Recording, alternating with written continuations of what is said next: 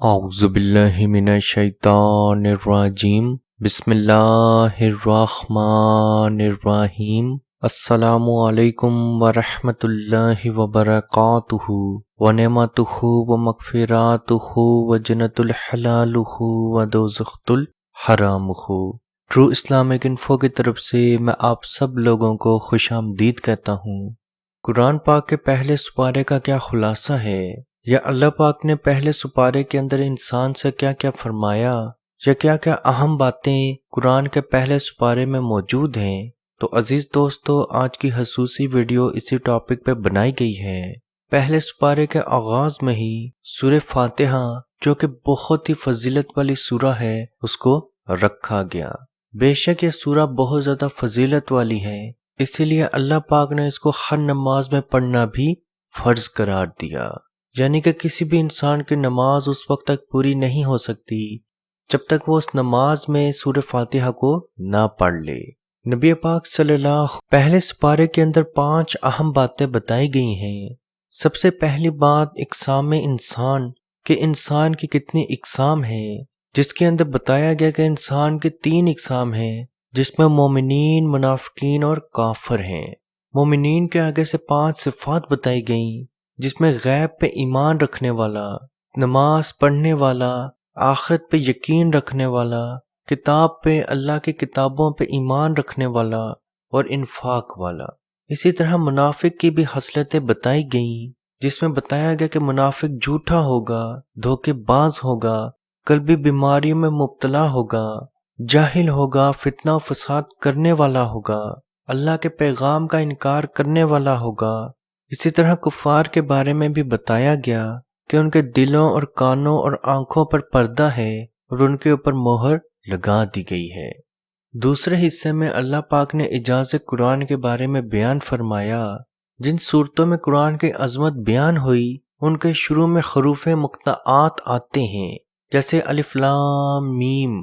یہ حروف بتاتے ہیں کہ انہی حروف سے تمہارا کلام بھی بنتا ہے اور اللہ تعالیٰ کا بھی بنتا ہے، مگر تم لوگ اللہ کے کلام جیسا کلام بنانے سے عاجز ہو۔ اور اللہ پاک نے کفار کو یہ حکم بھی دیا کہ جہاں تک ہو سکے اس آیتوں جیسی کوئی آیت لے کے آ سکو۔ تیسرے حصے میں حضرت آدم علیہ السلام کا قصہ بیان کیا گیا، جس میں حضرت آدم علیہ السلام کو اللہ پاک نے اپنا خلیفہ بنایا۔ اللہ تعالیٰ کا آدم علیہ السلام کو علم دینا، فرشتوں کا اقرار کرنا، شیطان کا انکار کرنا، پھر اس کا مردود ہو جانا، اور جنت میں آدم و حوا علیہ السلام کو شیطان کا بہکانا اور پھر انسان کو خلافت ارض عطا ہونا بتایا گیا۔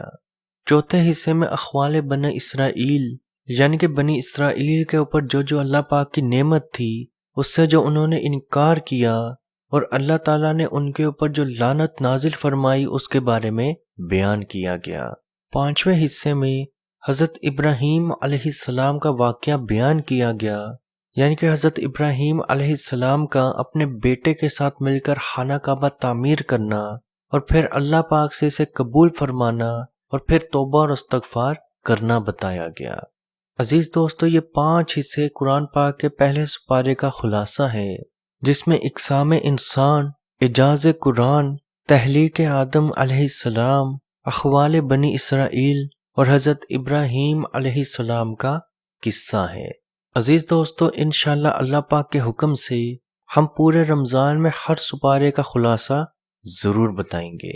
اللہ پاک سے دعا ہے کہ اس رمضان کو ہمارے لیے برکتوں والا، نعمتوں والا بنائے، اور ہماری پریشانیوں اور مشکلات کو دور فرمائے، اور ہماری عاجزانہ اور چھوٹی موٹی دعاؤں کو، چھوٹی موٹی عبادتوں کو قبول فرمائے۔ ہمارے اوپر کوئی بیماری ہے، کوئی پریشانی ہے، کوئی قرض ہے، اللہ پاک غیب کی مدد سے اسے ختم فرمائے۔ کوئی جادو ہے، کوئی نظر بد ہے، کوئی بیماری ہے، اللہ پاک اس کو اپنی رحمت سے دور فرمائے۔ نوکری نہیں مل رہی، اچھا رشتہ نہیں مل رہا، اولاد کی بندش ہے، بیٹے کی خواہش مند ہیں، بیٹی کی خواہش مند ہیں، اولاد کے خواہش مند ہیں، اللہ پاک آپ کی پریشانی دور فرمائے اور اپنی رحمت آپ پہ نازل فرمائے۔ اور جو لوگ کسی نشے میں، کسی بیماری میں مبتلا ہیں، اللہ پاک ان کا نشہ، ان کی بیماری دور فرمائے، اور تمام مسلمانوں کو اس ماہ رمضان میں اپنی عبادت کرنا نصیب فرمائے۔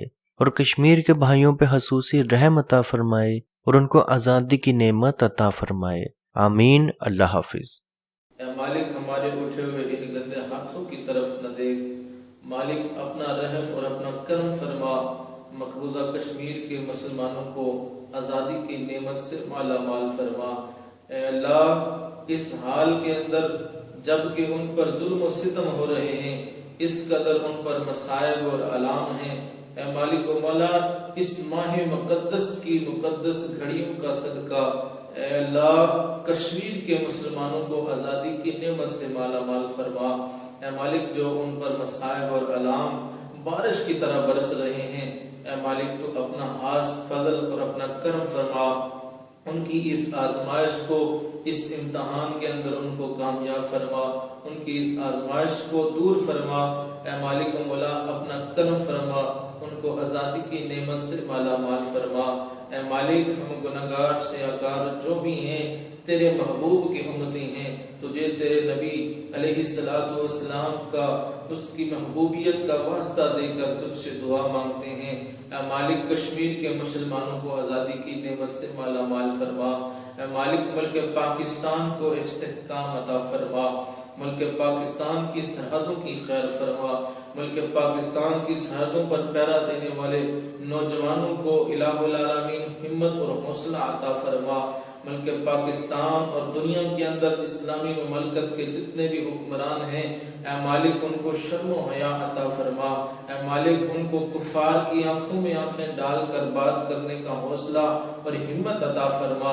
اے مالک و مولا اسلامی ملکوں کو اکٹھے ہو کر اے مالک و مولا کشمیر کی سلامتی کے لیے، حق حدرادیت کے لیے آواز اٹھانے کی توفیق عطا فرما۔ اللہم ربنا تقبل منا انکا انت السمیع العلیم وتب علینا یا مولانا انکا انت التواب الرحیم۔